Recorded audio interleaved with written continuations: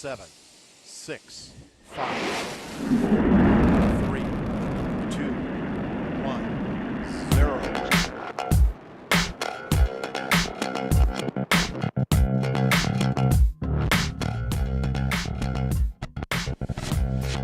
Well, hello, everybody. Welcome to Freethought in Florida. Freethought in Florida is a production of the Atheist community of Polk County, which is a 501c3 nonprofit organization. I'm Sarah Ray. I'm one of the directors of the Atheist community of Polk County. Today is Friday, February 26th, 2021, and my wonderful co-host tonight is Deborah Smith. Deborah, how are you? Oh, but I can't hear you. See me? Now I got you. How are you, Deborah? I'm good. I'm really good. I was a good a minute ago, but I'm still good. Well, I will tell you, oh my God, have I had a weekend.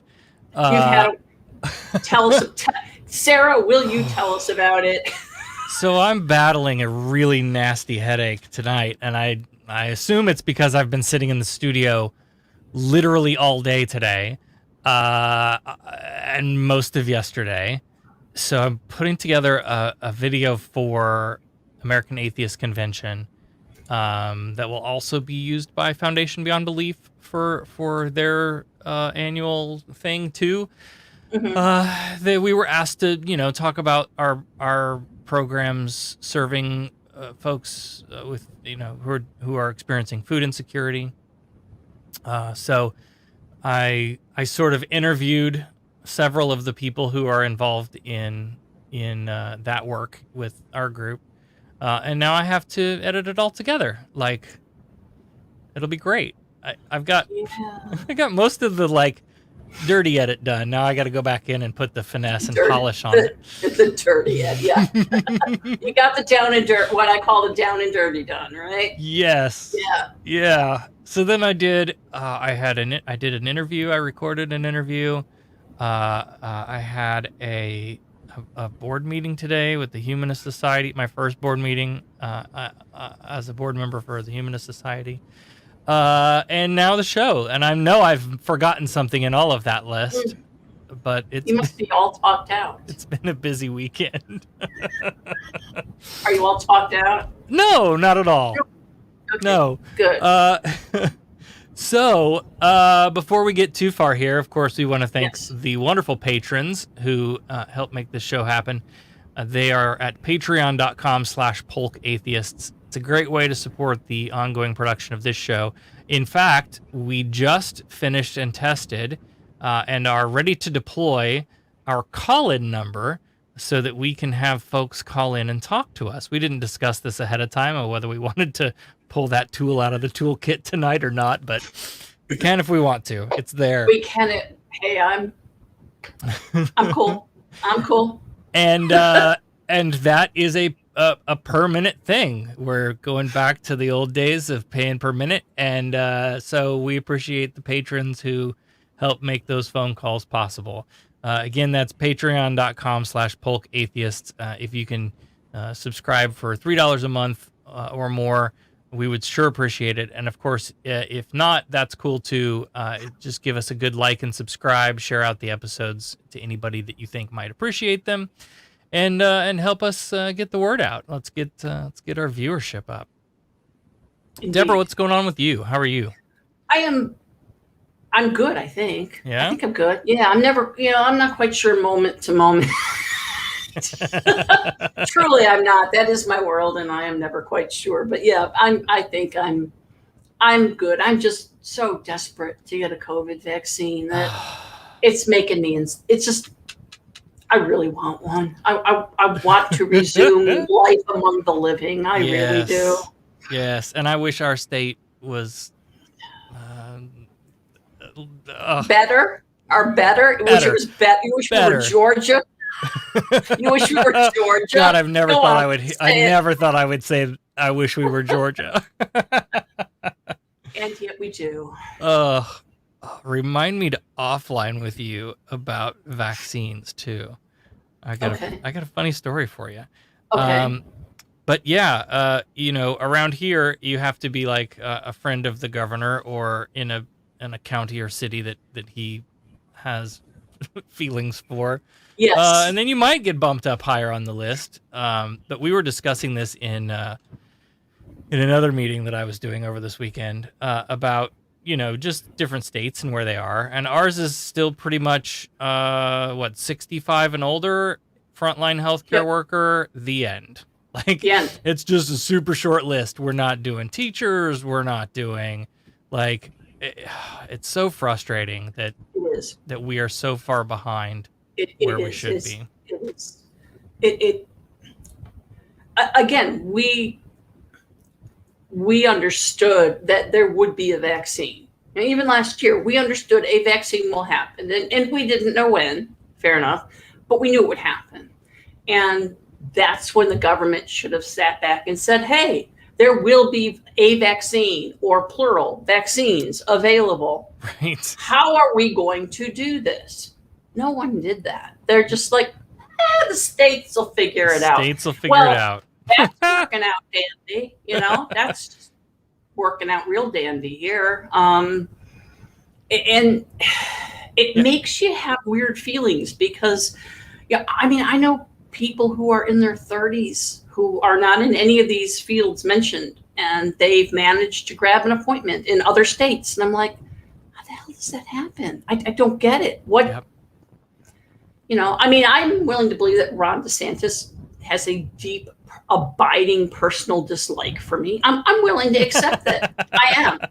But, it doesn't mean I don't deserve a vaccine. Right. It doesn't mean that people don't deserve vaccines in our state, because many of us don't like him very much. Right. And of course, I'm in Orlando, so we have CPAC this weekend. Yes, you do. And we have all the maskless, charming people wandering around, just creating a super spreader event. They're coming to worship the golden calf, I hear. And they're coming to worship the golden Trump. It's hysterical. Oh my goodness. I'm wondering, are they doing the thing with the mezuzah where they touch it and kiss their lips or something? What?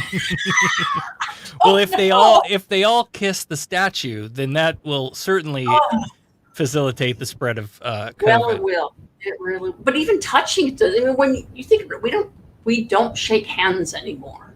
Oh, can we never do that again? Too? Yeah. Can we just let's not do that ever again? I'm good with the whole, whatever, bow, hold hand, whatever. I don't care. Just do that, And once you realize, well, shaking hands is kind of ooky, then you start to realize things like, well, sharing the same serving spoon is kind of ooky. Yeah. And doorknobs can be kind of ooky.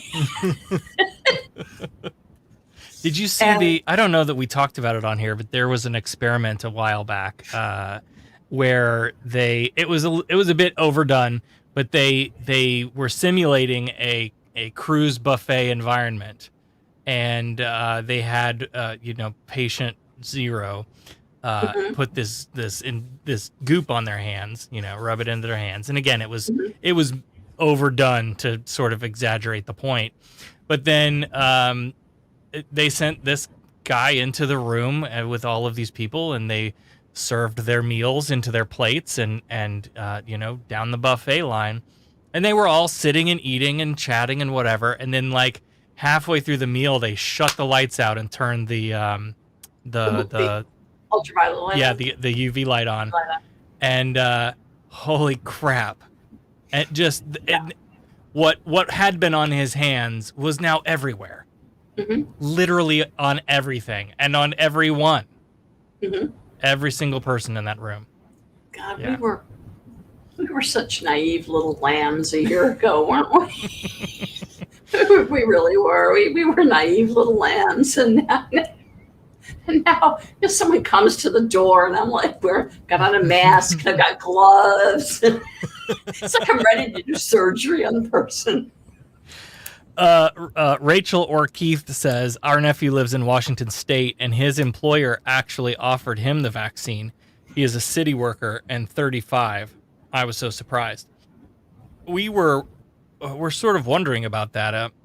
As I work for a municipal government agency in my real job, if that's something that they might at some point do as a, could we employ firefighters and so we haven't yet, but it'll be interesting to see, if they decide to do that, if they decide to try to get us on an earlier list, or how that might work.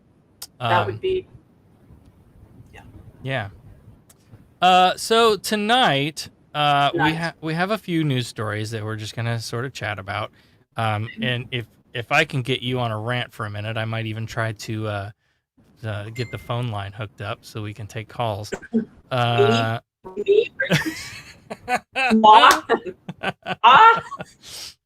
You. So let's start there, because this wasn't really on our list, but over the past several days, the half of this country has decided that their post-Trump issue is going to be trans people. So it is. This was 2016, 15. When North Carolina passed House Bill 2 is when I really started to get engaged as a sort of activist around issues affecting trans people. Because I, in my privilege, even being a trans person, I haven't really faced this type of discrimination or negative impact that a lot of people in my community feel. But then they passed this law mandating that you have to use the restroom that associated to the gender that the doctor said you were when you were born, and that whole thing just swirled up, and that's really, I think, the flashpoint for me, when I really started getting involved and getting sort of angry about the things. Now all of a sudden we've decided that trans people in sports is going to be the hill we die on. Mm-hmm. I don't get it.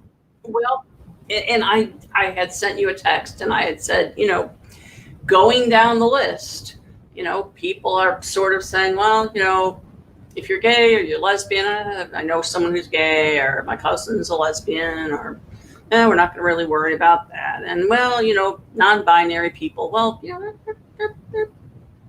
frequently very nice looking, and I guess we don't really understand it anyway, so it just doesn't really matter. And well, asexual people, well, they're not having sex with anyone, so who cares about that? And we just decided as a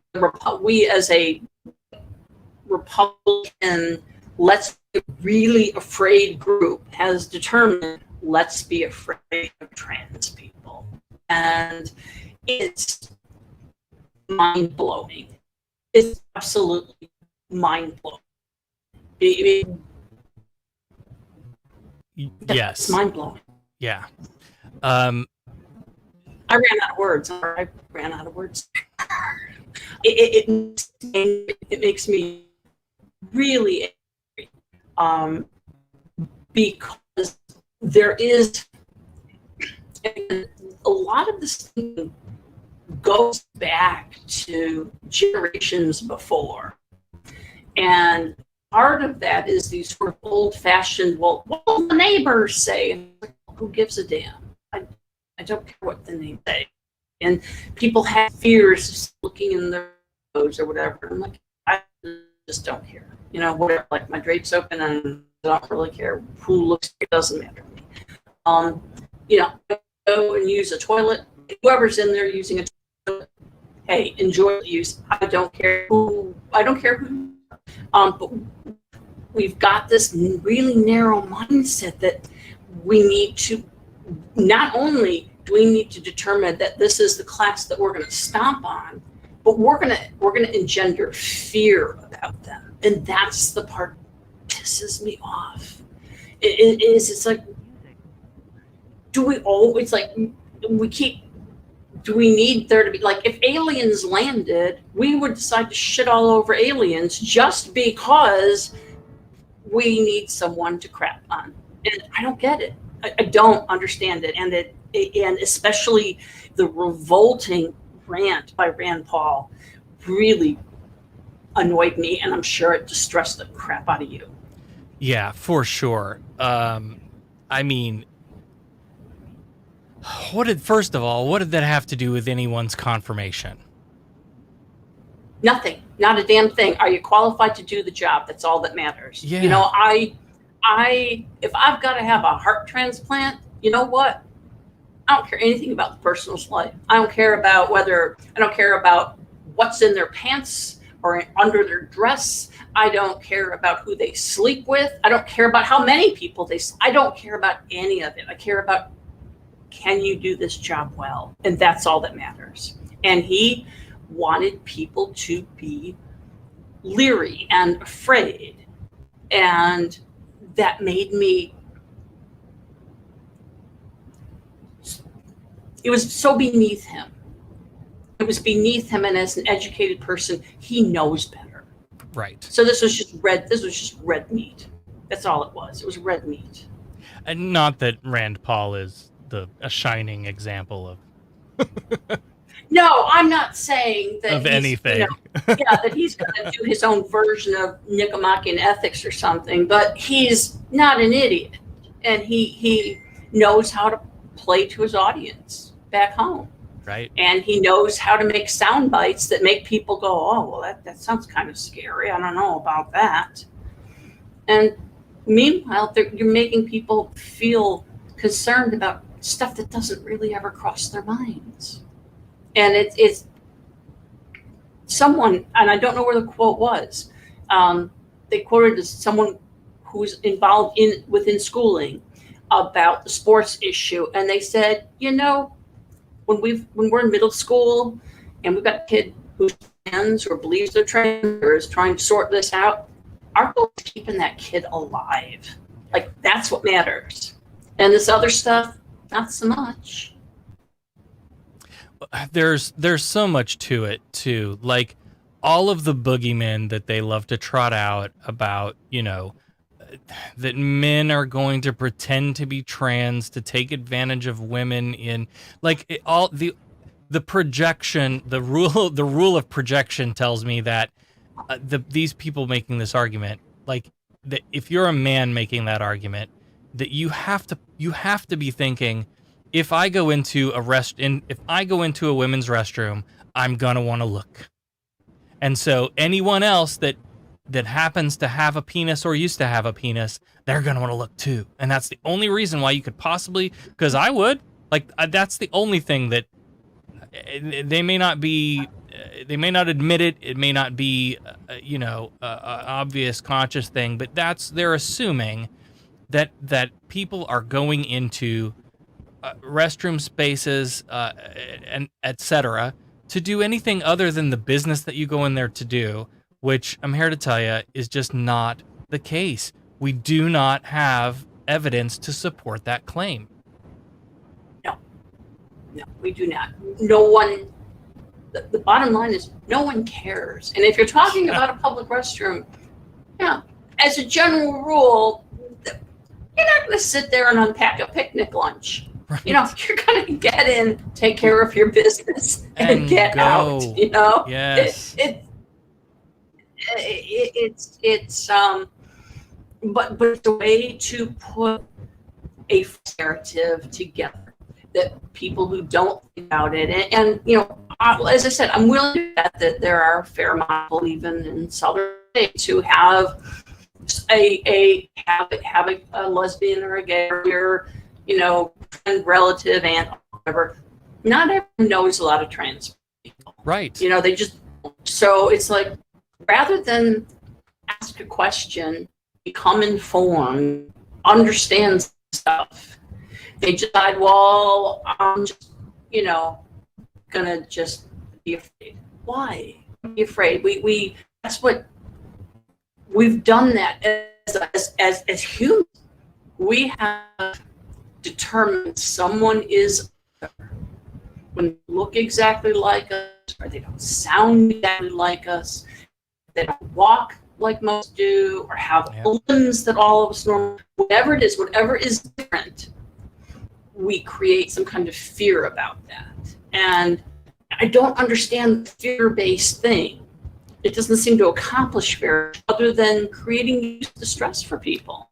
Right. Well, I think there's a lot of it that can be drawn back through evolution, in the same way that, and I always come back to this. It's a really great book called Predisposed, that talks about, evolutionary components that predispose us to being conservative or liberal. And so much of that comes back to like the old simple analogy of the rustle in the bushes, right? And there's one type of person that goes, that's just the wind, let's go get the berries. And another type of person that goes, yeah, that might be a panther and it's going to kill us. And we look at the world in those sort of ways. And we're all trying to live in the same house. And that's where we come up against this difficulty. Now, the thing I think about, for a lot of these people then is they don't see it, maybe as a fear response, though it probably is very clearly, but the idea of like, oh, I have to protect my women and children is always one of those things that comes out, like that we have to protect a vulnerable population that, again, there's no evidence supporting that this population is at risk by trans people. Again, as has been stated a million times, trans people are at much higher risk. The trans person is more at risk of being that person who we create. Just have someone be the other. You're just not happy in someone else being there. And you're glitching out on me. I'm gonna reconnect you real quick. Okay. You do that. Get this great software, Vern said. Woohoo! I don't know what it is about human beings, and maybe it's just our society where we feel a need to have there be others that we get to somehow think we are in some way superior to. Right. And I don't understand that. It's real, and the only way to solve this is through education. The only way to solve education. All right. Here's what I'm gonna do. You are still glitching out on me.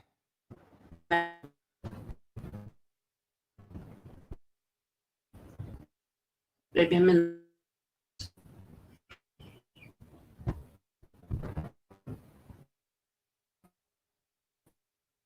I'm gonna try that one more time. Let's see if we can get Deb back. It's difficult for me to, as a trans person, because so much of this doesn't affect me. Like the trans people in sports thing, I have talked about ad nauseum, in that it's hard for me to care.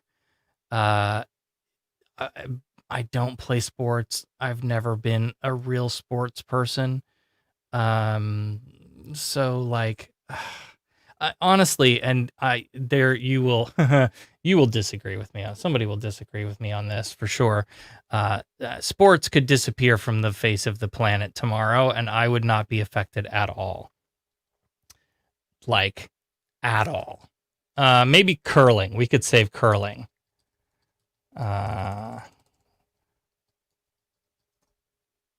But that's it. Sports-wise, I'm not interested. It could just disappear. I think it's silly that we sex segregate sports at all, for any reason. I think that's ridiculous. I don't. In most sports, there are better ways to categorize by skill level. Maybe is a good way to do it. To think like all of the arguments are just pathetic about that I have an inherent uh, ability, because I went through puberty with male hormones, that now I have an advantage over everyone, right? That's not the case. I've been on hormones for quite a while, and let me tell you, that'll mess you right up and change your muscle structure and strength level and ability. It completely changed my. And again, I wasn't a sporty person to start with, but still, there is enough of a difference there that I don't know. All of these arguments are just ridiculous to me. Hey, let's try this. I'm going to move on to another topic here in a minute, but as I'm getting Deborah back on, I'm going to try to throw the phone open and somebody call in and see if it works. The number is 253-900-2272, 253-900-2272. If you want to call in to chat with us, give it a try. I think I have it hooked up correctly. And I think I have Deb back now, so let me see if Deborah's back. There she is. So help us test the phone lines out if you want to give it a try.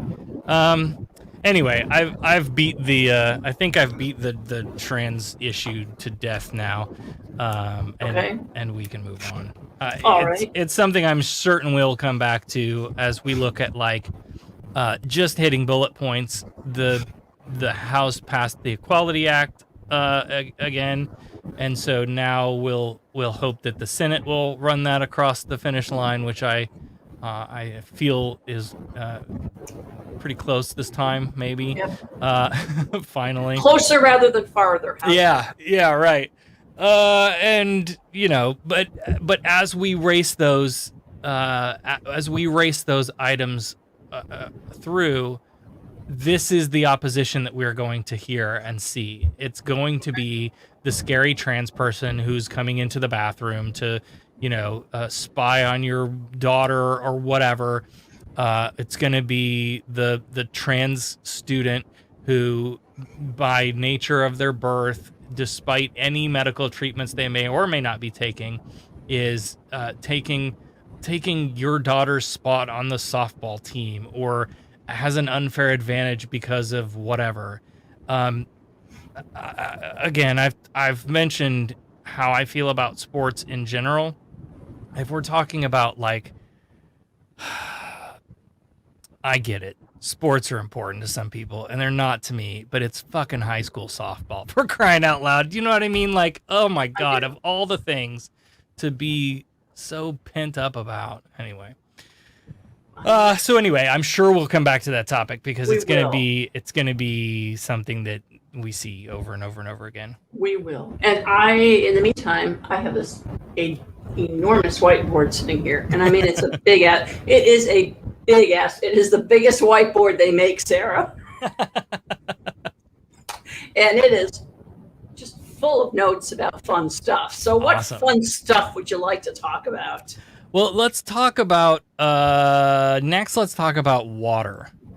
Okay. Well, can we talk about Corrine Brown first? Oh, sure. We'll do that first. Oh, thank you. You're so good to me. I am so excited.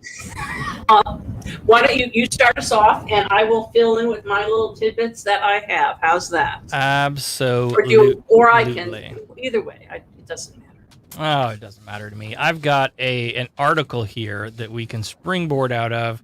Okay. This comes to us from floridapolitics.com.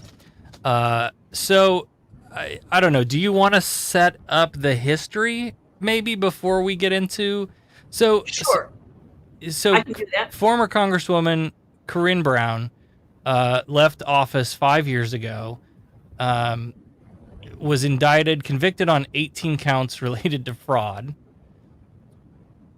and then was released early due to coronavirus-related things. Is that's correct sort so of far. The background? Yep. So then she's still trying to seek exoneration. She is. She pushed again for an appeal on the grounds of a juror being eliminated from the jury pool during the original hearing, and that's where we find ourselves in this article today. Holy Spirit juror drives Corinne Brown appeal push.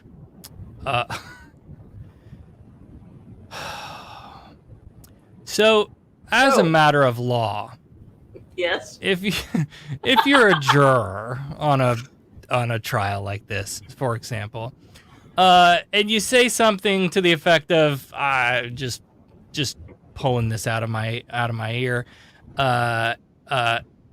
I'm confident this person is not guilty because the Holy Spirit told me before the trial. How's that work out? Well, here's the thing. Let me tell you the thing, Sarah. Please. Let me tell you the thing. All right. Obviously, before a trial like this, there's a whole lot of voir dire going on. All right. Voir dire is where they ask the jurors all the questions about, how do you feel about this? Or how do you feel about that? Or do you belong to a church? Or have you ever cheated on your taxes? Whatever kind of questions they want to ask, right? Have you been convicted? You know anyone who's been convicted, so forth and so on. And both sides, the prosecution and the defense, jockey to try to get what they think is a jury that is good for their case. All right. This juror, who's known as Juror 13, did not say anything about any godly intervention during voir dire. All right. This was brought up, and it wasn't. Let me back up. When the case was heard, it was heard by you have a jury of 12, right? Plus, they had 4 alternates, and that means, and the alternates didn't know who was an alternate, so that means everyone had to pay attention because nobody knew who was going to go into the jury room to deliberate. Okay. So you had 16 people paying attention to this case. I want to make they all go into deliberate, and this juror, who's known as Juror 13, basically states after a day and a half of deliberations that I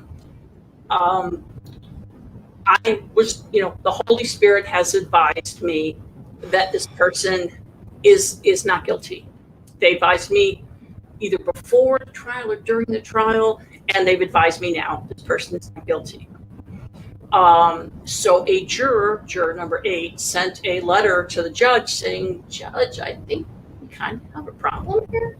And the judge interviewed Juror 13 and was like, they're like, "Well, I believe I have great faith." And they're like, "We asked you a lot of questions. You didn't say anything about this." So at that time, the judge determined, look, we've only deliberated for a day and a half. We don't want to start we don't want to declare a mistrial and start this case all over again. Right. So what we're going to do is I'm going to pull one of the alternates, put them into deliberations. Y'all are going to start from scratch. So that's what happened. Now, there's just 2 notes I want to make. Is I know a lot of people have heard, well, it was Juror 13, and they're thinking, well, how many people were in that room if that was Juror 13? It was just the number they were assigned as they were accepted, and with 4 alternates, you had 16 jurors. Got it. Okay.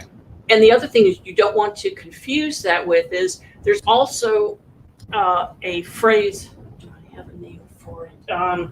It's called the invisible Juror 13, and that is when a judge hears the verdict that a jury has rendered and decides, no, that's not happening, and overturns it, and they become the Juror 13. Okay. So people have had some confusion about the fact that it's Juror 13. How many people are in there? Do they mean the judge? And it's like, no, this was just the way to identify the juror. Okay, that makes sense. Good. Okay, good. So this went to, we're in the 11th Circuit. This went to the 11th Circuit. The 11th Circuit said, we're okay with this. And so the defense has now requested and been granted an en banc hearing, which means the whole 11th Circuit is going to sit down and listen to this case. Now, the questioning that they asked was kind of interesting. There are 2 Trump appointees on the 11th Circuit. One of them is Barbara Lagos, and Barbara Lagoa. I'm sorry, Barbara Lagoa, and the other one is Robert Luck. All right. Justice Lagoa raised the issue that in Catholicism there are 7 gifts of the Holy Spirit, and one of them is counsel. And is this juror saying they accepted the counsel of the Holy Spirit, and you don't get to, throw stones at that? So it's going to be real interesting when the decision comes down, because you affirm when you go into the room, you affirm to the judge, you've affirmed in advance that you are going to decide this case based on the merits of the case. And now it's a matter, one of the other justices sitting on banc, that would have been Robert Luck. He asked, well, isn't it possible that Juror 13 determined that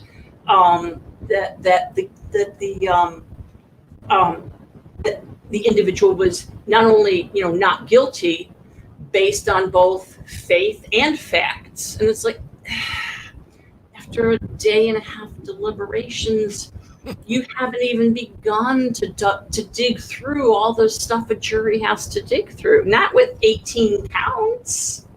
Right. And they were probably considered somewhere in the 20s. There were probably 20 some counts that she was indicted on. So no, at that point, you are supposed to still have no opinion, listen to the information, ask questions, put forth things with your fellow jurors, and then at the end, you come to a conclusion. So I don't know where this is going to go.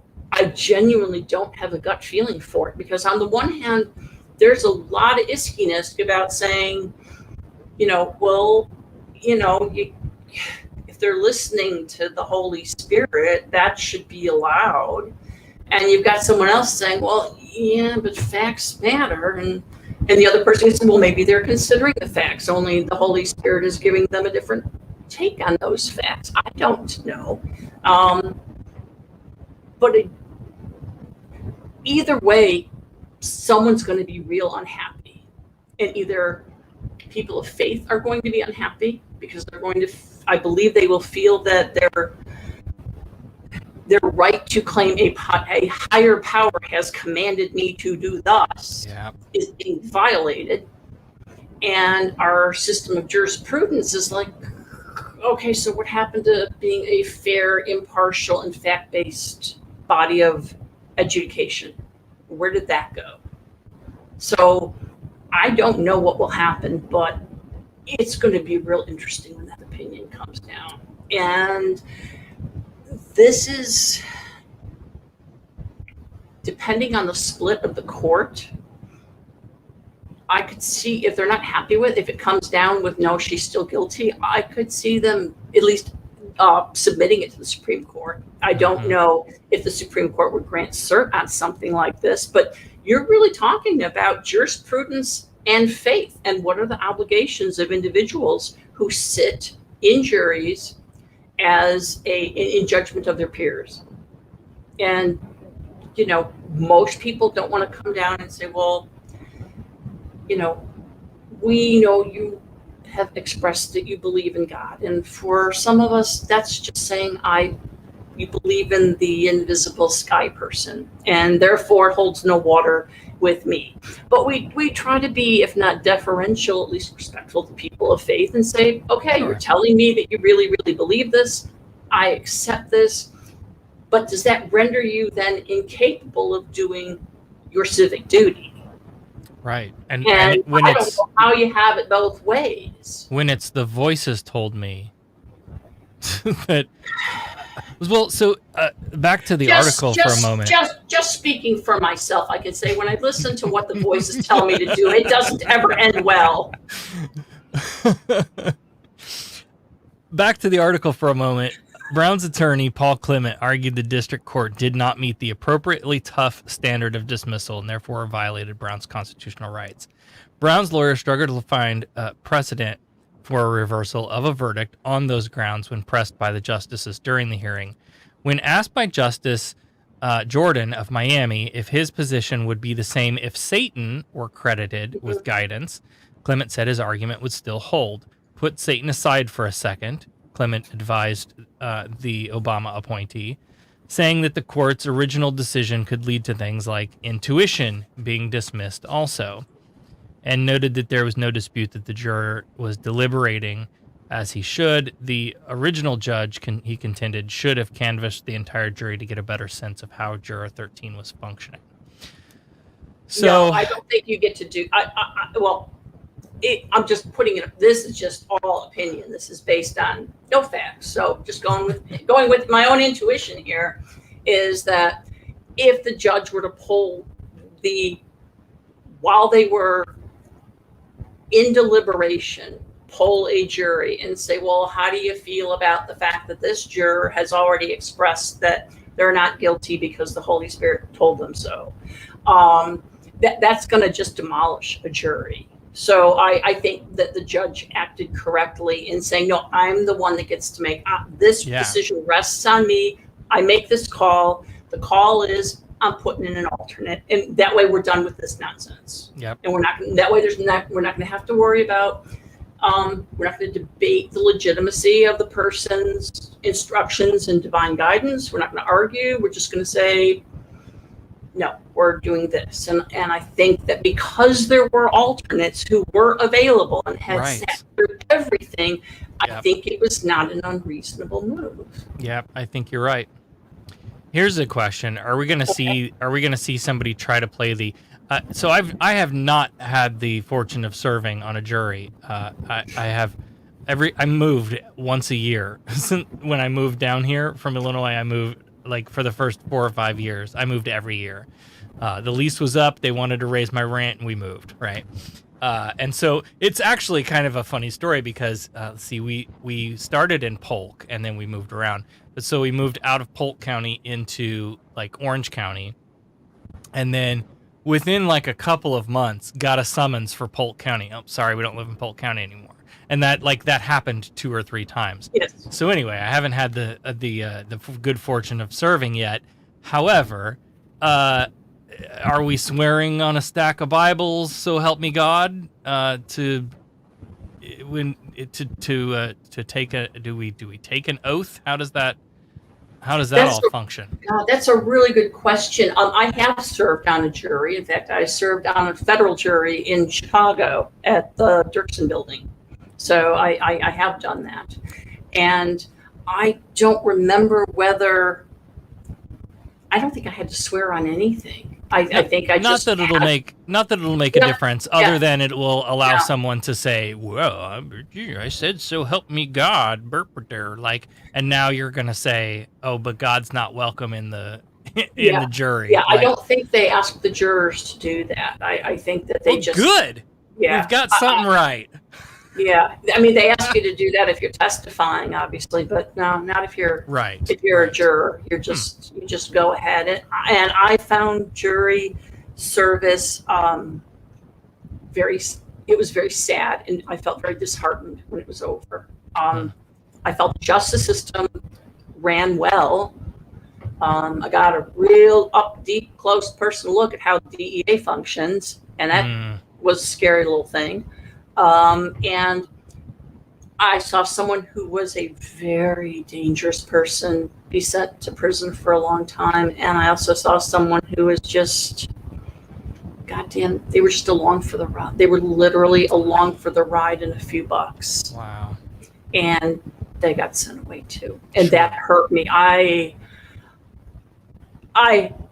probably single-handedly held up a jury for a day while I tried to find some kind of like, well, is there some way that we can? It's like, No, it's on tape. You just can't.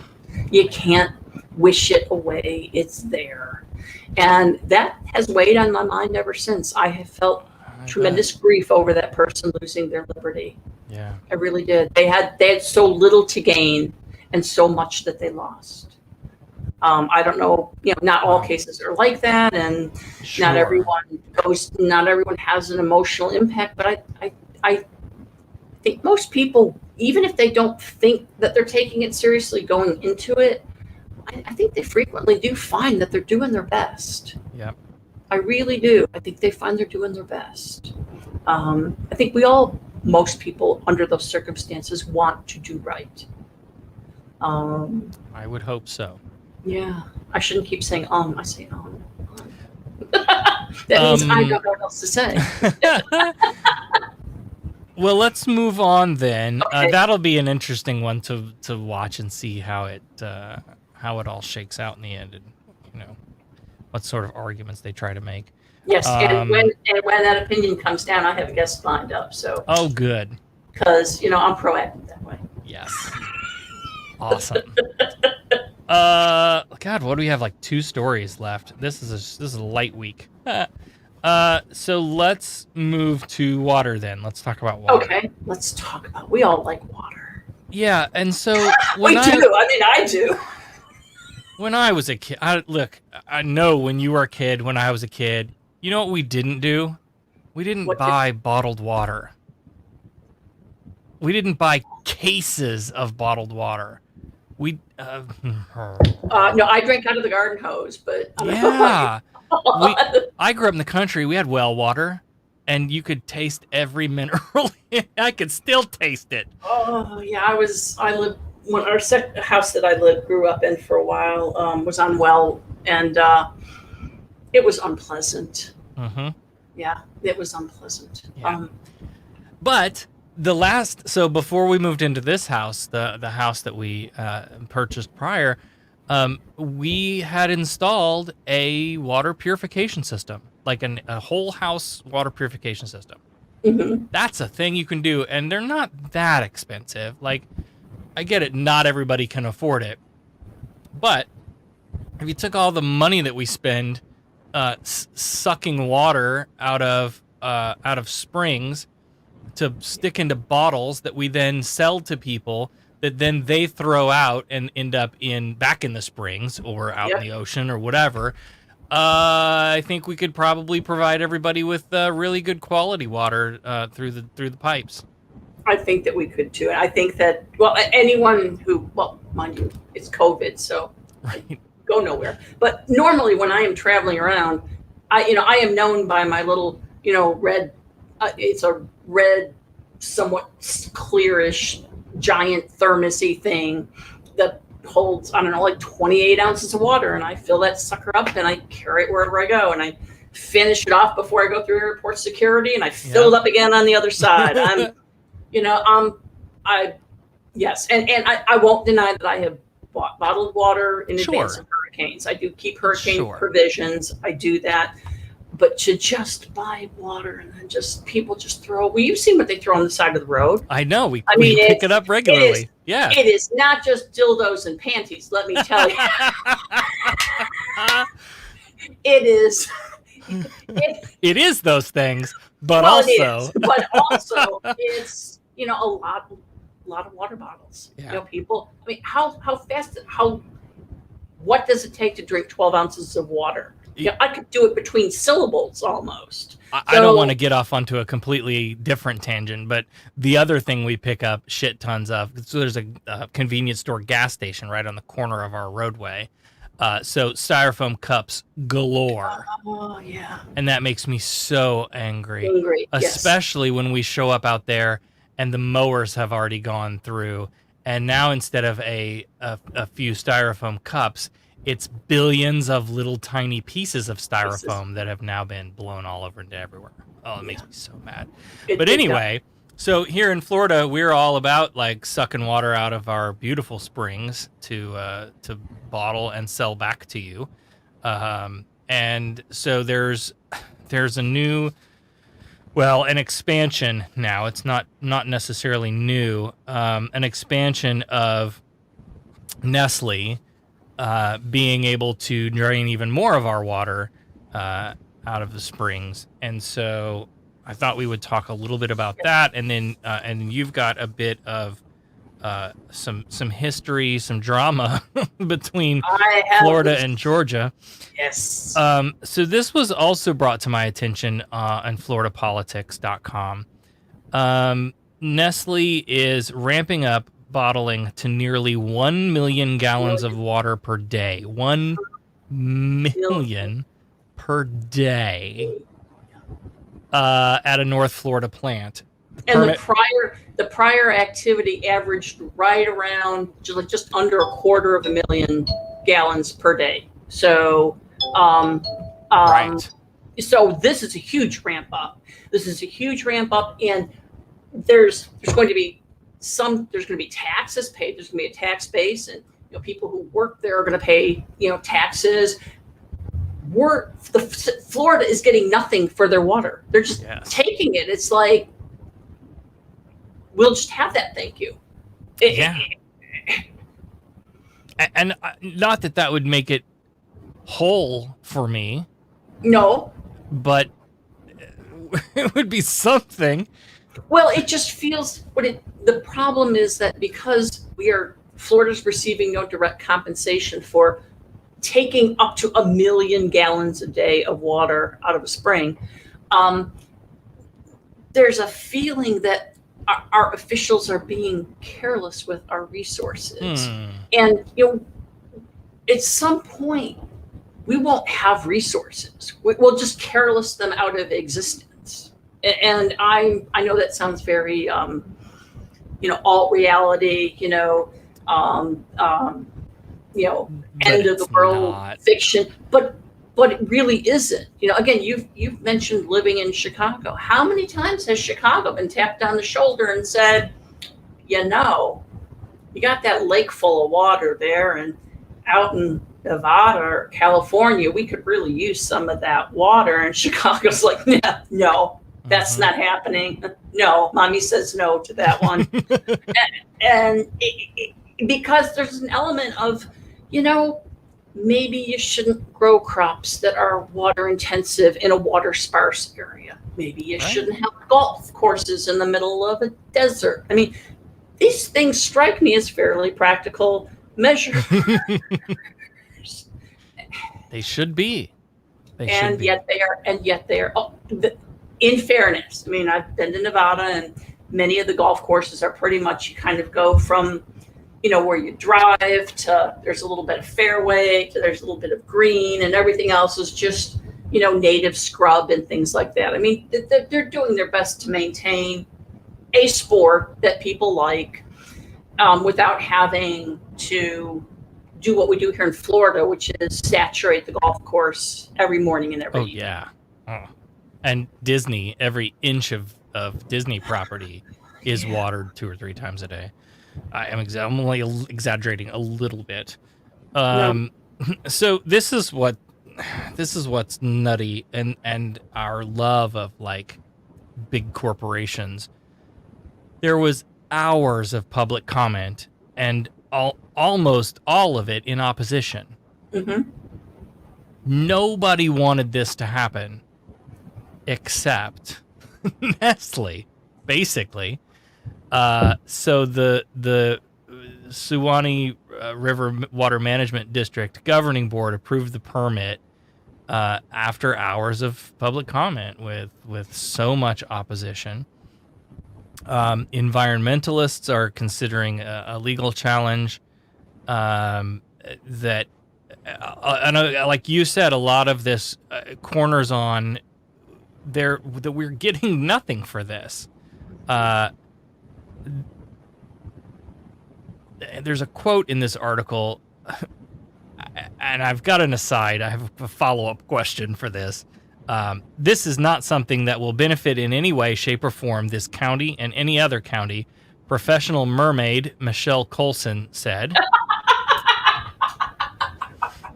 Now, I know we have, what is it, Wikiwachi Springs that does the mermaid show that's over here by us. I don't know if they even still do that, but I assume that's what, in this context, professional mermaid is. I Something am, like that.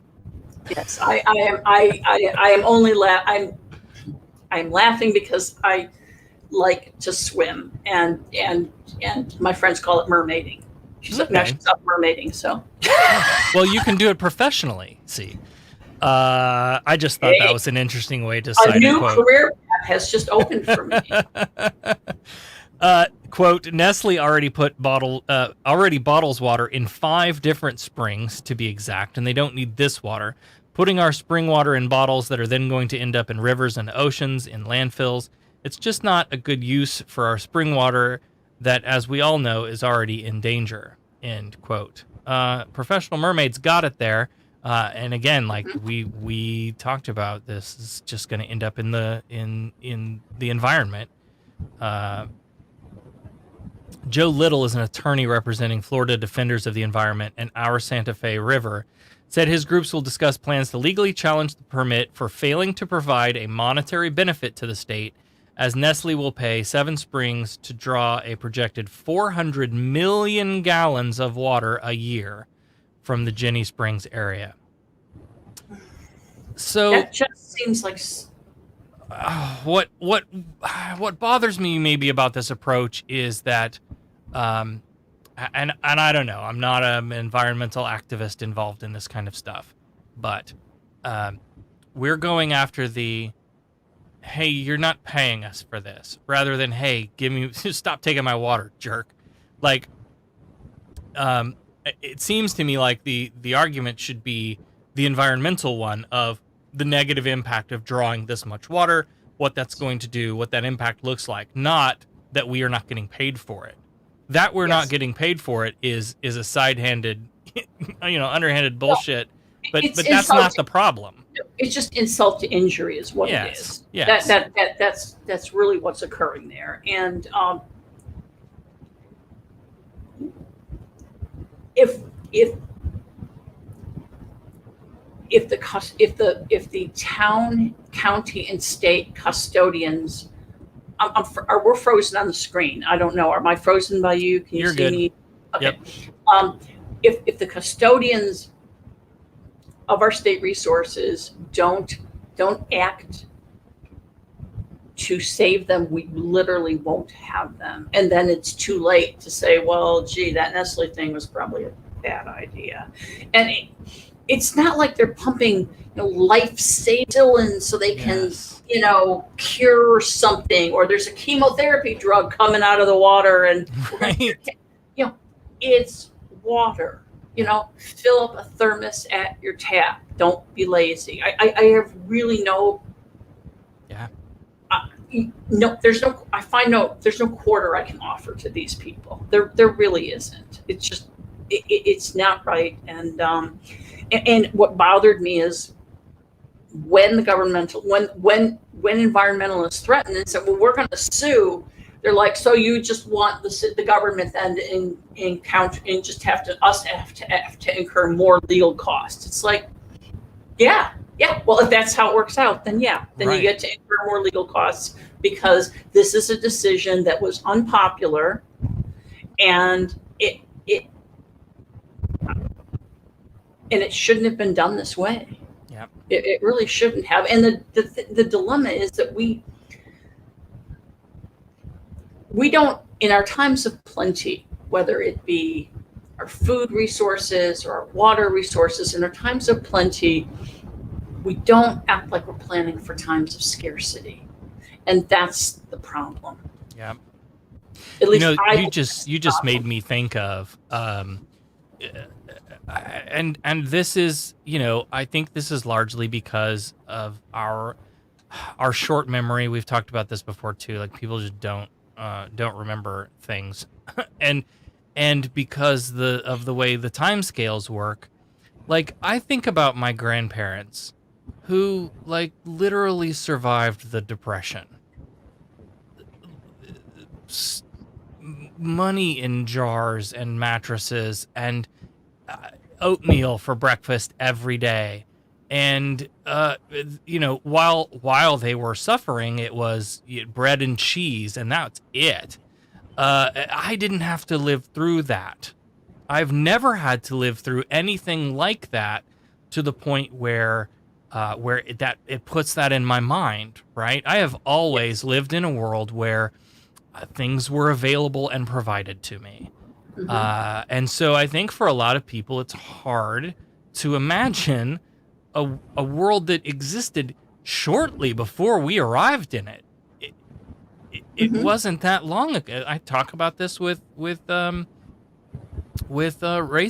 It wasn't that long ago that all of that stuff was happening. It wasn't that long ago that we had serious shortages that caused people to drastically alter their way of life, and many of them not see that through. But I think what really struck me in this story, and what sort of got, if you're the atheist in the crowd watching, what the hell are we talking about water for?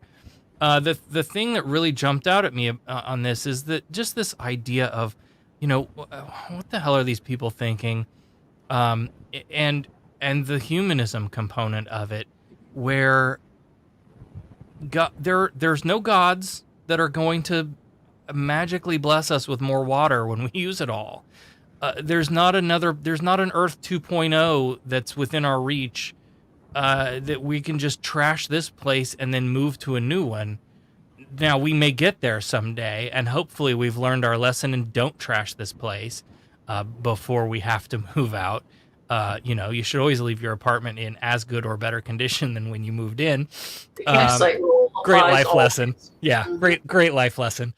But just that idea that how can you live in this world and not understand that we all have to be stewards of the planet, of the environment, of the resources that we have. We know they're finite. This is not news. And you don't hear that in the argument. You hear a lot of business arguments. And that's that. Where's the humanity? This is, if there's something I can bring to the greater conversation, it's that we need to be putting humanity first. We need to be looking at the human outcomes and consider humanity in our decision making. And we're not doing that. No, we're not. What perplexes me is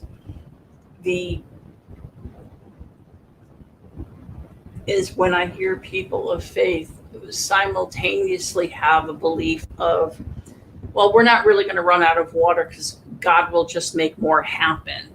Yeah. And they want to couple that with the idea of, and we're stewards of the earth. And it's like, well, then you're a really shitty steward, because this is bad.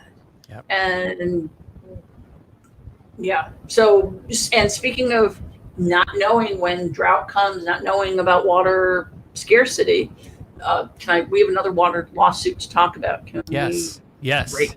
Okay. So, I believe it was last week. It might have been the week before. Sometimes time gets away from me. Time has no meaning. Time has no meaning. It's not. It's just Groundhog Day every day. There's a case, Florida versus Georgia. And I want to point out a few things about this case. Number one, this is one state suing another, and at least they're suing one another about something that is appropriate. When a state sues another state over something, there's no other court for them to go to except the Supreme Court. That's where it goes. So if you look back and remember when Texas tried to sue the states that had gone for Trump to say that those votes should be discounted and we should put Donald Trump in office, and they tried to go to the Supreme Court, and they said, well, this is between us and the state, so you should take this case. And the Supreme Court said, no, not happening. It is because there was no relationship between whatever Wisconsin was doing and Texas was doing. Texas voters were not harming Wisconsin, or Texas voters were not harming Wisconsin voters. Wisconsin voters were not harming Texas voters. So when they say, it was the they didn't have standing. They didn't have standing. In this case, both Florida and Georgia do have standing. And there is a river that comes down through the state of Georgia, and it comes out at Florida. And it ends in let me look at my notes. It is called the Appalachia Basin. No. Appalachia ends in a basin. I'm sorry. The writing is too small, and it ends in a basin. And in that basin, that is where they do a lot of clam. It's the oyster industry, the clam and oyster industry. And without sufficient water, it's not marshy and bivalve. So it puts a stop to that industry. And Florida is saying, look, this water does come all the way through Georgia. We got that. It comes out in a little part of Florida. We got that too. But there's a wanton and reckless use of water by Georgia. And the claim is, well, around Atlanta, they're building all these suburbs, and all the suburbs need water. So they're just taking all the water. And meanwhile, we're losing an industry here. If we wind up having any kind of a drought, everything is dead because there's no water coming down. Uh-huh. Now, this is at its second go around at the Supreme Court. The first go around ended in a 5-4 decision where they basically said, we're going to go back and look at this again, because there had been an argument made, well, you can't come with any decision because Army Corps of Engineers hasn't taken a look at it. They operate all the locks and the dams and the whatnots. And then the argument was, well, it doesn't really matter. They can accommodate whatever we decide they should accommodate. So now they have another special master who has done an investigation of everything. Only we are coming up on a court where, when the previous 5-4 decision came out, we had Ginsburg and Kennedy. And now we have Kavanaugh and Barrett. So I don't know. Maybe they will see that Florida has a point. Admittedly, if you read through the whole thing, Florida's standing is kind of shaky. I don't expect this to go Florida's way. I really don't. I think that the claims that Georgia is making are not out of bounds. The data that I've seen shows that it's not out of bounds. And what's distressing is recognizing this water does flow, and can you help a brother out here? Right. We're not saying, hey, Georgia, send your water to Utah. We're saying, we're Florida. We're right below you, dudes. Can you maybe have it calm down this way a little bit? And I'd like to see that happen, and I'd like to see that happen before we go into drought conditions that destroy a Florida industry. Yep. And that's only going to continue to get worse with all of the global climate change that is occurring on top of it. We're losing marshy, wet places at just a record rate. Yep. So the water feeding this is really important. And and again, we're having an argument where it's a matter of, it's okay today. What happens a year or 2 years from now, if we hit a drought, this whole industry dies. So can we not do that? Yeah. This is one of those things where we're so focused on the now that we can't see the forest for the trees. We're not thinking of the future. And I think of industries like power, where the obvious answer is on my roof. Like the obvious answer. I have said, can't tell you how many times, we are the Sunshine State, for fuck's sake. Why do we not have building codes that require every new property to have solar panels? Period. Like, that would be such a huge... Now, more people are opting for it. They've made it easier for you to go retro and put it on your house after the fact. But baseline, just make it a building code that all new construction is required to have X percentage whatever solar. Like there's a way to write that out, right? So when I think about the water problem, if I think about the energy problem in terms of how do we stop leaching the earth of resources that will deplete and that when we use them make things worse, what's that answer going to be when we look at the water system as for like, what do we do instead of just sucking water out of the ground? What is the solar panel solution to us sucking water out of the ground? I don't know that anybody is really on that train. Well, one of the things that that was said to me recently, when all of Dallas and Houston, when they went through all their huge freeze, and because and water was a problem, you have a lot of people, especially back in like my grandparents' time, if it looked like it was going to be a hard freeze, they'd leave a tap running real lightly so the pipes didn't freeze and such. Our friends in Texas recently learned how to do that. Well, and but here's the thing. I was talking about this with my friend Jeannie, and she said, well, that's all fine, but if you're going to do that, then why not put a big pot under it, and then you've got water to flush your toilet or wash your hands or put in the pet's bowl or whatever. I mean, it's fine water. Don't let it just go down the drain for no reason. Right. And it was like that hadn't. I know a dripping tap will make me insane, and it's like I have to fix that immediately because it's like every drop is like water wasted, water wasted, water wasted, water wasted. But I didn't think of the bigger picture where it's if we were not in an area, if we were not in a time of plenty, we would be doing these. We would be doing this. There wouldn't be a question about it. It would be, oh no, water is scarce and a pain in the neck to get. Maybe you have to pump or go to someone else's well. So you save as much of it as you can. You have a cistern so you can take a shower and whatnot. Yep. Not only do we not want to know about that, we don't want anyone to tell us no. Mm-hmm. We really don't. We don't want anyone to tell us what we can do, let alone should do, unless it concerns my uterus, in which case lots of people have an opinion about that. Yes. But other than that, it's like, don't tell me what to do. And I think that we need governments and governmental agencies to be getting a lot firmer about, we can't do this. I mean, think of the change that would occur if every single state in the union had a cannon bottle return law. Yes. I mean, think what that would mean. People would bring stuff back. Someone would. It would be worth it to someone. Yep. I mean, you might be lazy and say, whatever, I'm going to throw it out my car window. But someone is going to bring that back because that's worth, a nickel or a dime or a quarter. And I am a firm believer in saying, let's use people pay attention to money.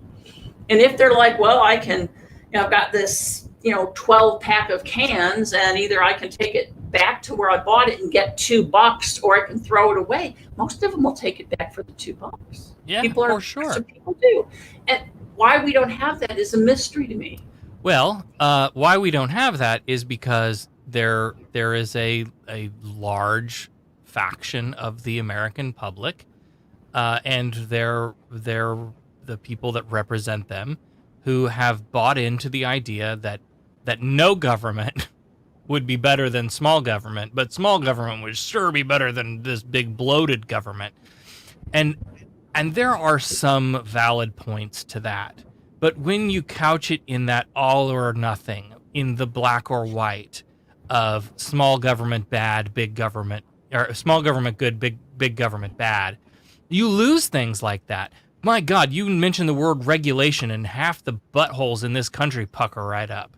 Well, regulation could mean we have a policy that requires you to return these bottles and cans and products and pay you for them. Sure. Yes, let's absolutely do it. Let's get them back to recycling centers. That's policy. That's government, and we need that. So we do need government. Like, We do. We do. we do need government.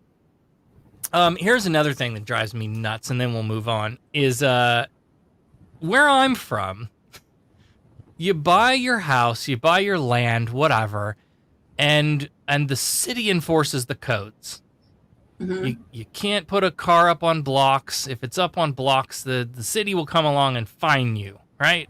You get weeds growing up around the car on the blocks in the front yard, the city's going to come along and fine you. Boy, howdy, down here, that's called a HOA. And everybody's an HOA down here. And I'm sorry, but I'm sorry, Cindy, I love you, but I hate HOAs. Because they get worked up about the stupidest things. And you see my trash cans from the road. None of us in our neighborhood care whether you can see the trash cans from the road, but we didn't pick our HOA or its laws. We picked the builder picked all of that. Anyway, I'm getting way off track here, but a lot of HOAs won't even let you have rain barrels. When I lived in Maryland, I was on a I was on an HOA board, and I also had the fun thrill of heading up the Architectural Control Committee. And so, if you want people to really dislike you, be me. And it was a thankless job at the very least. It was a thankless job. And HOAs they wield a lot of power. Yeah. I mean, they really wield a lot of power. And it's like, on the one hand, maybe having a homeowners association that says, no, your neighbor cannot paint their house Pepto-Bismol pink is a good thing if you're not into Pepto-Bismol pink. But it's going to control a lot of other things that you do. And in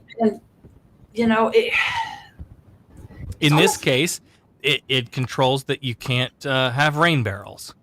And so this is one of those things. Like, so again, when we bought this house, we were looking to move from 3 to 4 bedrooms because the family was growing. And we looked at 10-year-old houses in the same area that were rolling the same price as brand new construction in this area.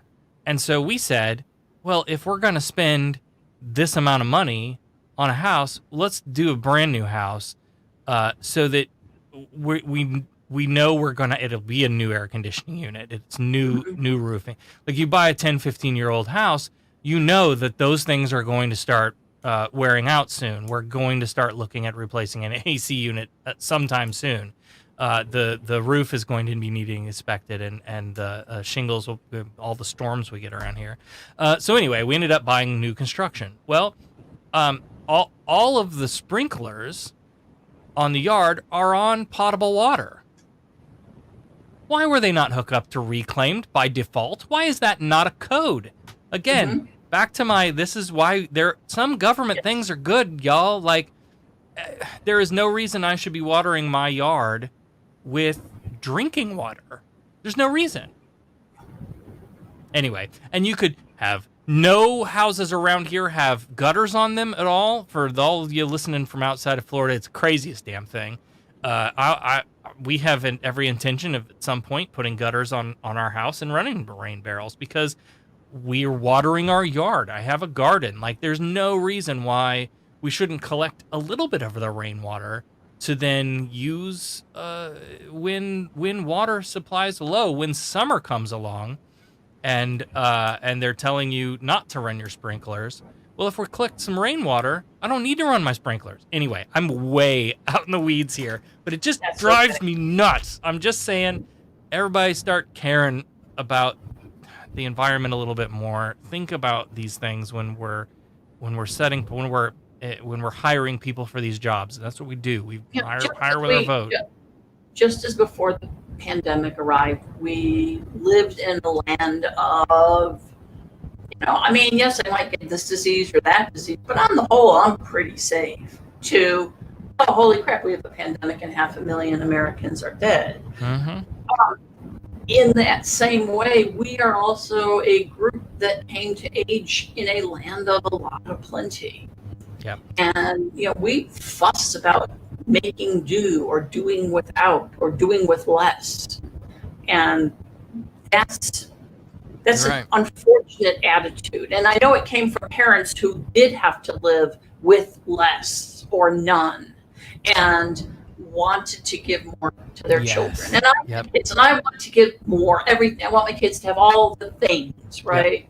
Yep. And yet, in addition to the things, I want them to have a responsibility toward Yes. toward the planet as a whole. Yep. And I don't see it, and we don't have it. Well, And to help about, you no plastic. and me, Deb, we'll get it there. We are. We're gonna change make the it world. happen. We are. The last story, and then we'll call it a night. Okay. So Devin Graham, who is an assistant state director with American Atheists, she's one of the co-hosts of Freethought in Florida. She's also the president of Humanists of Tallahassee. She's got a lot of hats. She has been. She and I are co-chairing a legislative action team. I don't remember exactly how it's called, but so we're looking at things that are happening in the Florida legislature this year, and sort of deciding what our team wants to engage in and respond to, and how we can maybe make a difference and bring awareness to different issues and that sort of thing. And so the very first one that came up, if you've been watching the show at all lately, is the Moment of Silence bill. Now, some interesting developments have happened since we first started talking about the Moment of Silence bill. One of those is that Georgia currently has basically this identical law on their books. They require every morning that a moment of silence, I believe theirs says up to 60 seconds or something, is provided to students to calm their minds and center themselves and think about the day or whatever. And as I'll point out here, that's all horseshit. Anyway, so Devin has been speaking at the committee meetings as they've been hearing this bill as it goes through the process, and bringing up some interesting points. And they're making the argument that this isn't a religious thing. In fact, the bill actually removes language about prayer, and that's good. They should absolutely remove that, but then just leave it. We don't need to add in this moment of silence stuff. Anyway, so Devin was interviewed for Fox 35 News the other day, and I thought we'd just play that clip because there are some interesting other folks who were interviewed as well. But Devin makes some great points, and then there are some other interesting views that were espoused, and we'll come back in a moment and talk about those. All public schools in Florida could soon have to offer students a mandatory moment of silence. Some think it's a good idea, but others are not so sure. Fox 35's Heather Gustafson joining us live with more reaction. Heather. Luann, it's turned into a big debate, but this moment of silence wasn't on the agenda tonight in Seminole County, but it might be at the start of every class in Florida. If you want to, close your eyes and meditate for 2 minutes, you can do that. There's no obligation that it be used for anything religious. A House panel recently approved a controversial bill that would mandate daily moments of silence in Florida schools. I think it's a small step to allow kids to reflect on the day. The measure, sponsored by Representative Randy Fine, was backed by the House Early Learning and Elementary Education Subcommittee in a 12-16 vote. A former school counselor reacted to the bill in Seminole County on Tuesday. I don't have anything against the moment of silence, and I personally feel that it gives everybody an opportunity to give reference to their God, their spiritual beliefs. That's it. Similar proposals have been considered in the past but didn't get through the Senate. American Atheists is one group that is against the bill. It's not necessary. The law of the land in the United States currently is that if a child wants to pray, they are absolutely allowed to pray. An individual child can pray as long as it's not disruptive. What we don't want is to have a teacher-led or a coerced prayer or moment of silence. Fine argued that today's kids have too many distractions. The stimulation of the phone or anything else, because I think that we could all use a moment of silence at the start of our day, and we do it in the legislature. The legislators in the House and the Senate, they open up with a prayer or a moment of silence each morning. They are allowed to opt out and not enter the chamber until it's over.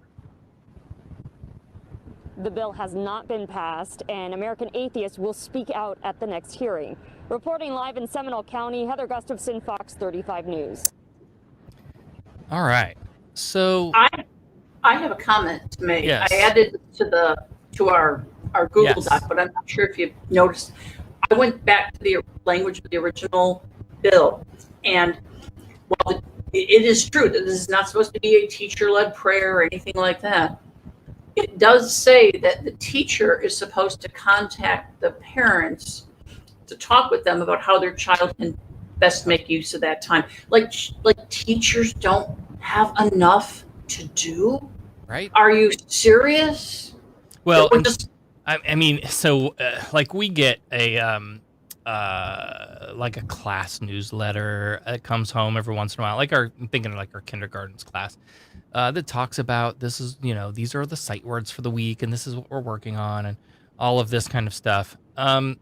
So it would probably end up there. But what he's suggesting is like that you are putting this back on the parents, saying you should take. We're not telling you what to do with this time.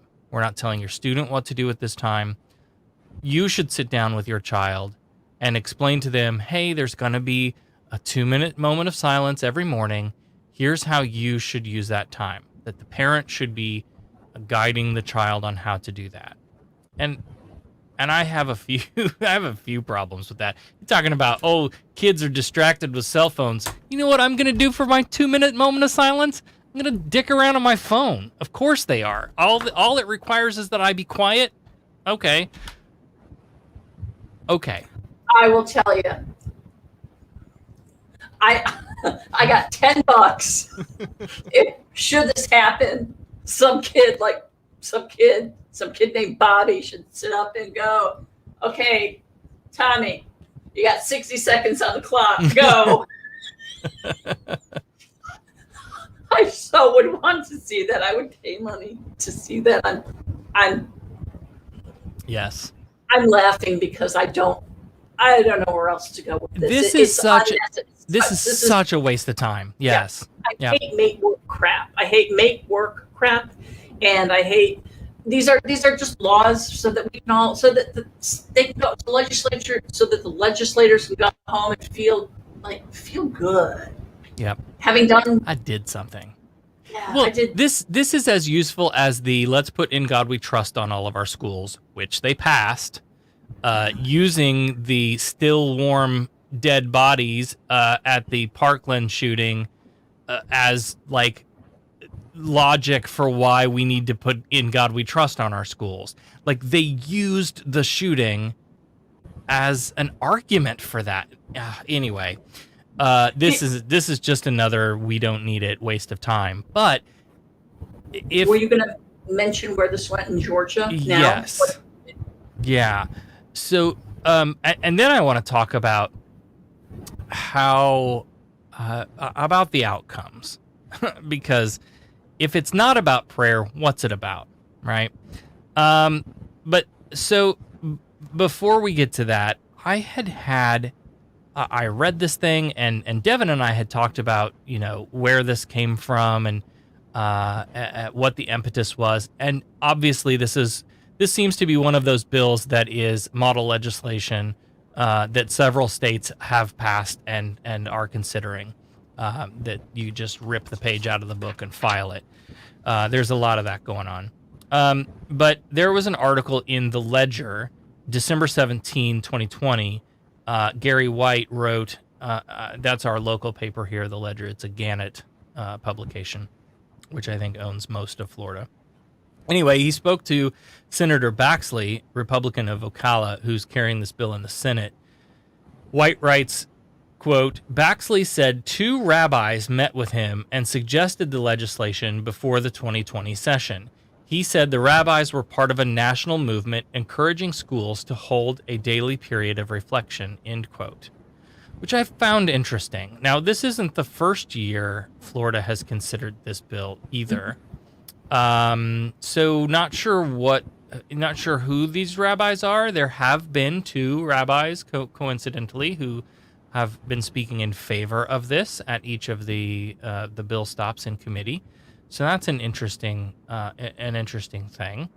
And then he spoke to Polk County School Board member Sarah Fortney, who said, quote, to think that only public schools would have this mandate indicates that many representatives want to control every minute of each day in all district classrooms.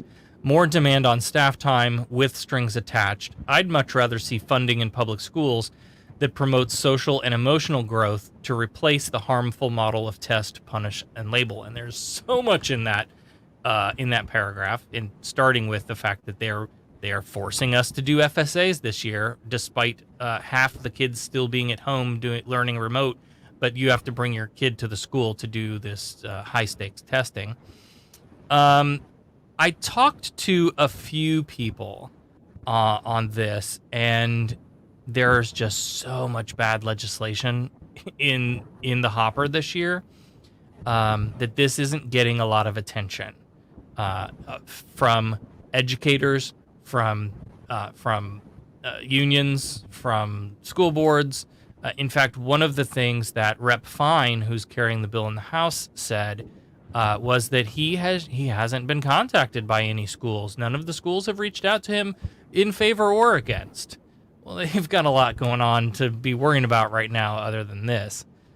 Fortney said she would prefer the approach of Mindful Schools, a nonprofit that developed mindfulness-based programs intended to reduce stress and improve the mental health of students. I'm all for that. I think that would be a fantastic thing to do. And again, Rep. Fine repeatedly points out this thing about that students need to clear their minds or whatever, but providing 1 or 2 minutes of silence in the morning doesn't do that, right? To your point of like, oh, the parents need to go explain to their kids what to do with this time. Look, I understand where you come from with this parents' responsibility stuff, but I'm here to tell you that's not going to happen. They're going to say, just sit there. Just if they're making you be quiet for a minute or 2, just sit there. That's what they're going to tell them. You know, the teacher's going to be at the front of the class checking his or her phone. Oh, yeah. You know this going to happen. For sure.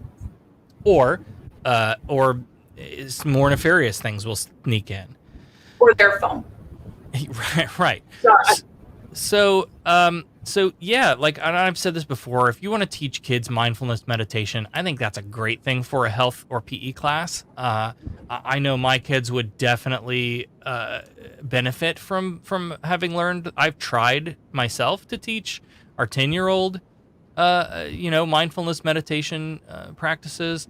He's an ADD kid. He's not interested. His brain is in video game land. But maybe if he were getting it at school in an environment where all of his peers were getting it too, and it was a thing that, like, maybe that would be better. But this moment of silence doesn't do that. All it does is set aside 60 seconds or so for quiet. Now, again, like, I understand why people look at this bill and think, like, it's pretty harmless. It's a moment of silence. It doesn't say prayer. In fact, it takes prayer out. I get all of that. But let's loop in this story from Georgia. Sorry, Georgia, we're a little harsh on you tonight. But listen, we're downstream. What can we say? In more ways. Literally, yeah. So, if you remember, Florida had a representative that we affectionately referred to as the Demon Buster. She self-proclaimed herself as the Demon Buster, Kimberly Daniels, who lost her re-election campaign. She was a northern state Democrat who filed all of these garbage bills that ran across the church-state line. She was at the front of putting in God We Trust on our schools. She filed a bill to have the Bible taught in school as an elective, but every school would be required to provide this elective class. So she was our, when we think of like, oh, who's the person that's going to file all these bills in the House, it was her. That's changed now, but Georgia has their own Kimberly Daniels. Her name is Representative Sharon Henderson. And she's a Democrat. She's a pastor. All of these similar things in common with our friend Demon Buster Daniels. And she just introduced legislation that would allow a student to lead the class in prayer. Now, again, they have currently in place this moment of silence bill that Florida is considering. And now they're using this moment of silence thing as the wedge in the door to pry it open a little further and push the prayer through, right? This is crazy. Not just any prayer, a very specific prayer. I shall read to you from the bill. Tell me, Sarah, is it a non-denominational prayer that includes all people of all? No. So imagine yourself a young Georgia student. Close your eyes. Imagine yourself a young student in Georgia. And every morning, each school day, quoting, during the period of time in which students are afforded the opportunity to recite the Pledge of Allegiance to the flag of the United States of America, which is also weird, as provided for in paragraph 1, subsection C, code 22321, student may invite those who elect to participate, and the student may lead the group in the following prayer. This is text from the bill. We pray for all students, teachers, and staff who work here. We give you, capital U, all the children who study here. We pray our school will be a safe place to learn great skills and talents. May this be a place where we learn to love and a place where we learn... Really? It says it twice. Oh, where we love to learn and where we learn to love. A place where everyone is respected and all are deeply valued. Bless us to maintain good health and protect us from evil, whatever that means. We ask these blessings through Jesus Christ our Lord. Amen. Well, I don't want to put this past Georgia by saying this will never pass, because it might. It'll never pass constitutional scrutiny. There's no way. The courts have been very clear on this, that students can pray on their own, but any of this like leading each other in prayer or making specific time for prayer, or having an official prayer. I'm sorry. Or having an official prayer. Yes. That seems to be establishing something. The word "establish" comes into my head. I don't know why that word would ring for you. Now, it does also say students may elect not to participate and may remain seated. Students who elect to participate may stand for the prayer and remain standing for the Pledge of Allegiance, which will follow the prayer. Those poor kids. Kids are gossipy, cruel little people.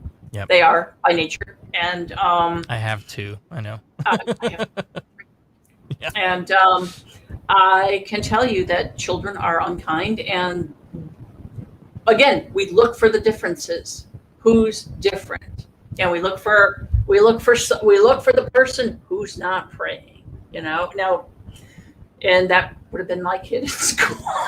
Well, and I think that's the takeaway from this moment of silence thing. Like, okay, you're gonna have some parents who very specifically tell their kids, this is the time for you to pray at the beginning of the school day, and those students will. And then there will be others who do not. And how does that, when that just leads to bad things. Devin brought up in one of her testimonies before the I think it was the one we watched last time. There was a student in, it may have been Georgia, it might have been North Carolina, I can't remember now, any one of these southern piece of crap states. where the student there was a student who had not opted into the to the Bible class. They were teaching a Bible class in public schools, like elementary school, and this student opted out of the class. And so the pastor, who helped teach the class, by the way, which is also a big problem, and the teacher went, golly gee, what do we do with this student for the next hour? Gave her an iPad, put her in a closet. Yeah, but you're raising an important point, and that is, if we set this up as a quote unquote moment of silence, or whatever you want to call it, but then we start to put, if there's, and that does wind up being the nose under the camel's nose in the tent, where other things come along, and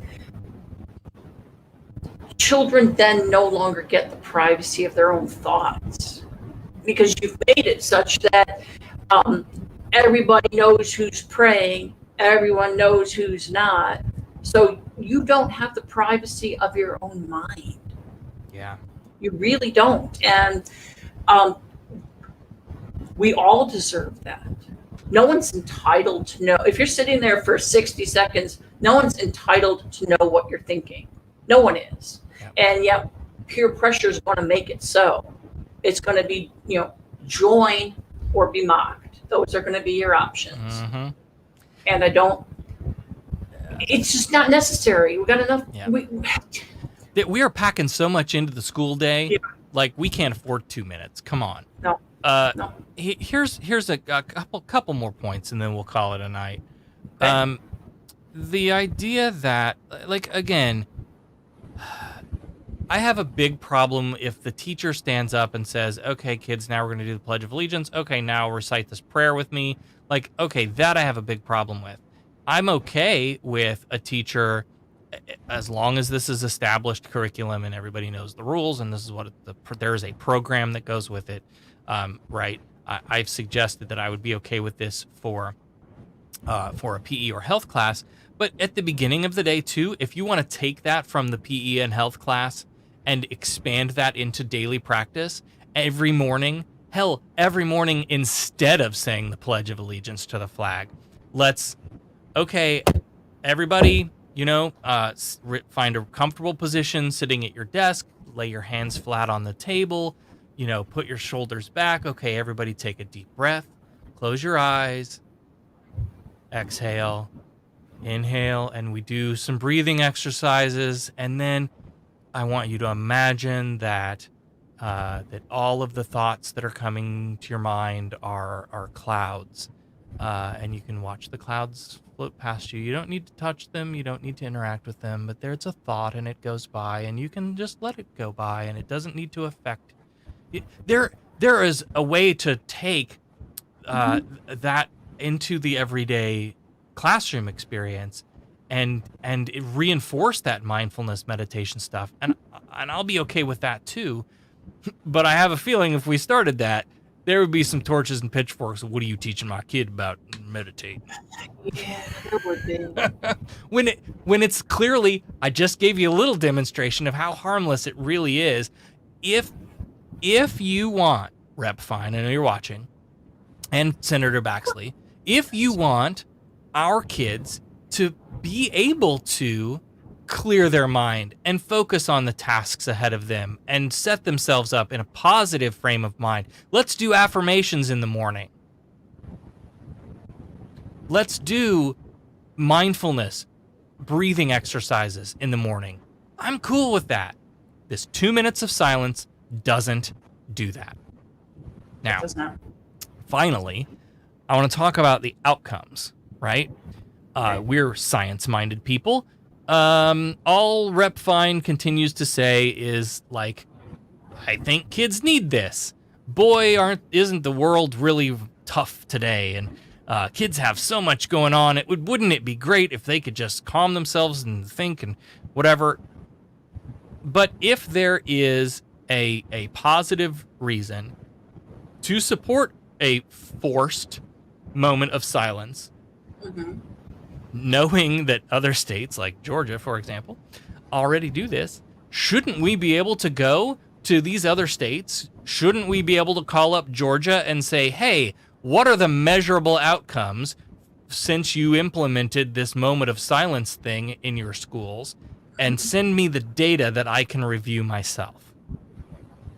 But that doesn't exist because it doesn't have measurable outcomes. There's no major positive that you can draw out of this.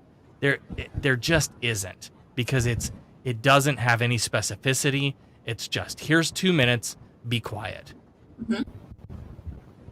Anyway, my final thing about this, huh? I said, you feel better now? I do. Good. But this is an actionable one. There are some bills coming out that large organizations are going to be battling. There are some real nasty abortion bills that have been filed, and there are some other things as well. On the church-state front, this one is, again, not got a lot of attention, trying to like sneak it in without a lot of opposition, and so we're trying to at least raise those points that we just raised tonight, right? Like, if this is the outcome you're trying to have, this isn't going to get you there. Here are some things that might be okay, but I really need more. I need to know what problem you're trying to address with this. What is the actual problem? State to me the problem. Show me the data. Show me the path of how that problem is solved by implementing this thing, right? Mm-hmm. And so those are the conversations that I want us to have with lawmakers. So if you live in Florida specifically, and you're willing to contact legislators or write a letter to the editor, that's, I think the LTE is my big push right now, because it's a really good way to bring awareness to issues that might not otherwise be getting attention. And in this case, I think it's just becoming more and more clear, especially when you look at that Georgia story, that this really is a backdoor to prayer. It really is about widening that, sticking the wedge in the door and propping it open to get prayer back into schools. And so write a letter to the editor, send it to your local paper. If you don't know how to do that, shoot me a message and I'll help you through it. It's real easy, and they love stuff like this because it tends to be controversial, and that gets them clicks. But if you do that, whether it gets published or not, shoot us a message, and would love to read it. Maybe we'll talk about it on the show.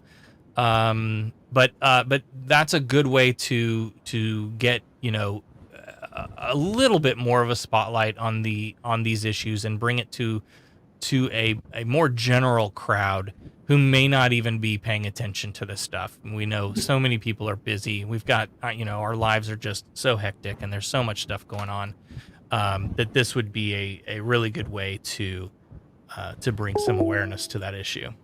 I have only one question. Yes. If we're members of the Legislative Action Committee, Yes. do we get like cool uniforms with a lightning bolt on it or something? No.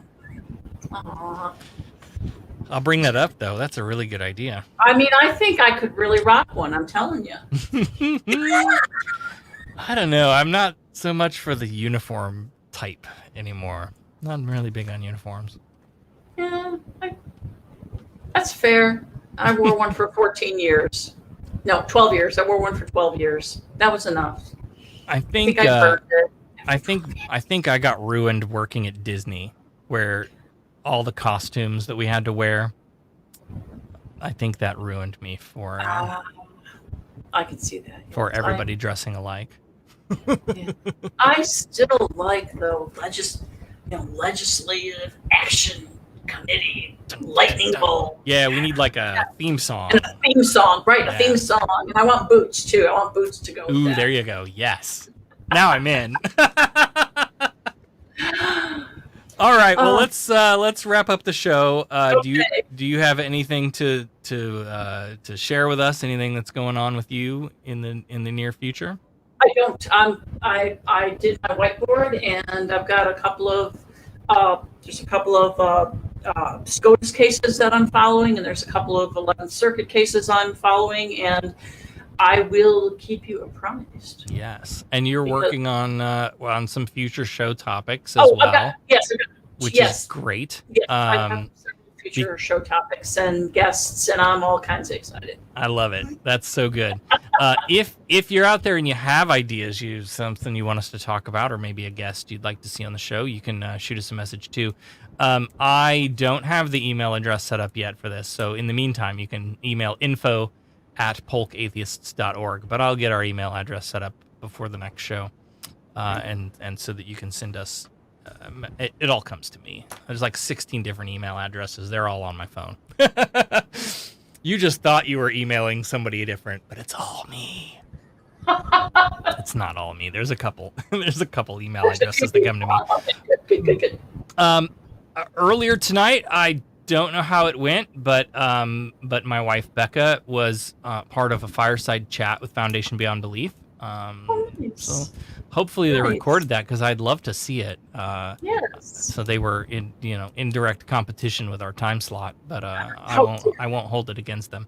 I won't even hold it against you if you're watching this later because you wanted to watch that live. I gave you some shit, but I won't hold it against you. And then we're starting a new roadway cleanup. Our new location is in Haines City, and it finally got approved. Dealing with FDOT was a lot of fun, but we finally got that approved. So we'll be starting a new roadway area in the next couple of weeks. Next week on the show, we're going to talk to J.R. Becker. Do you know J.R. Becker? I do not. He is the author of the Annabelle and Aiden series of children's books that are designed to inspire free thinking and critical thought in children. They're really neat. The first book that he wrote was about evolution, and Ken Ham lost his freaking mind, and it's so good. Anything that makes Ken Ham lose his mind is good. I know, right?